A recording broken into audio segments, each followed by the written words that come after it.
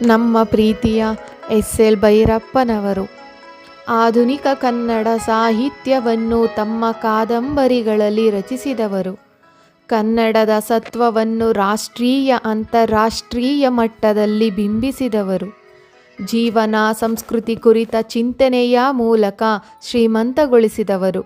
ಪದ್ಮಭೂಷಣ ಬಿರುದಂಕಿತ ನಾಡೋಜ ಗೌರವಾನ್ವಿತ ಎಸ್.ಎಲ್. ಭೈರಪ್ಪನವರು ಪಟ್ಟಪಾಡೆಲ್ಲವನ್ನು ಹುಟ್ಟು ಹಾಡಾಗಿಸಿದವರು.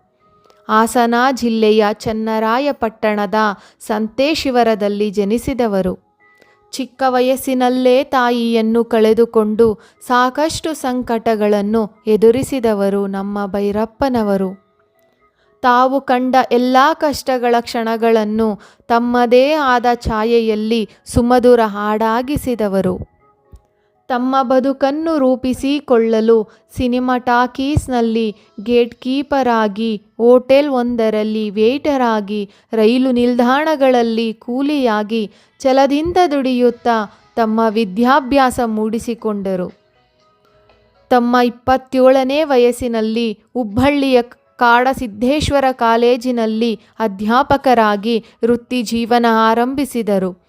ಅನೇಕ ವಲಯಗಳಲ್ಲಿ ತಮ್ಮ ವೃತ್ತಿ ಜೀವನ ಮುಂದುವರೆಸಿ 1967-71ರಲ್ಲಿ ಮೈಸೂರಿಗೆ ವರ್ಗಾವಣೆ ಪಡೆದರು.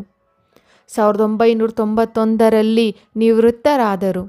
ಹೀಗೆ ಪ್ರತಿಭೆಯೇ ಅವರ ಜೀವನದ ಪಥದರ್ಶಕವಾಗಿತ್ತು. ಓದಿನ ಹವ್ಯಾಸ ಹಾಗೂ ಶಿಕ್ಷಕ ವೃತ್ತಿಯ ಜೊತೆಗೆ ಕತೆ ಸಂಕಲನ ಕಾದಂಬರಿಗಳನ್ನು ಅವರು ರಚಿಸಲು ಮುಂದಾದರು. ಅವರ ಆತ್ಮಕಥನವಾದ ಭಿತ್ತಿಯಲ್ಲಿ ಅವರು ಎದುರಿಸಿದ್ದ ಸವಾಲು ಸಂಕಟಗಳು, ಅವರಲ್ಲಿ ಹುಟ್ಟಿಕೊಂಡ ಛಲಬಲಗಳು ಪರಿಣಾಮಕಾರಿಯಾಗಿ ದಾಖಲಾದವು. ಪಂಪ ಪ್ರಶಸ್ತಿ, ನಾಡೋಜ ಪ್ರಶಸ್ತಿ, ಸಾಹಿತ್ಯ ಅಕಾಡೆಮಿ ಪ್ರಶಸ್ತಿ, ಗೌರವ ಡಾಕ್ಟರೇಟ್ ಇತ್ಯಾದಿಗಳಿಗೆ ಇವರು ಪಾತ್ರರಾಗಿದ್ದರು. ಇವರ ಸರಳತೆಯ ಬದುಕಿನ ಕೀರ್ತಿ ನಮ್ಮೆಲ್ಲರಿಗೂ ಸ್ಫೂರ್ತಿದಾಯಕವಾದುದು.